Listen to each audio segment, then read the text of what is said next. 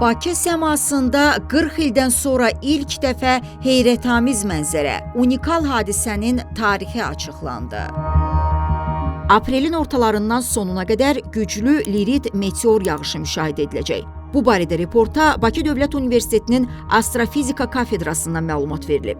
Bildirilib ki, lirit meteor axınının maksimumu aprelin 22-sində Bakı vaxtı ilə saat 22:04-də olacaq. Bu zaman saatda 18-20 meteorun müşahidə ediləcəyi gözlənilir. Lirit meteor seli bəzən gözlənilməz aktivlik artımı ilə müşahidəçiləri heyrətləndirir. Belə hallarda saatda 100 meteor müşahidə edilə bilər. Bu cür aktivlik 1803, 1922, 1945, 1982 və 1985-ci illərdə qeydə alınıb. Lirit meteoru ağ işıq saçır və saniyədə 49 km sürətlə hərəkət edir. Bakıda meteor seli qeyd edilən günlərdə hər axşam saat 20:18-dən sonra müşahidə edilə bilər. Meteor yağışının ən yaxşı müşahidə şəraiti sübhə yaxın saatlarda yaranacaq.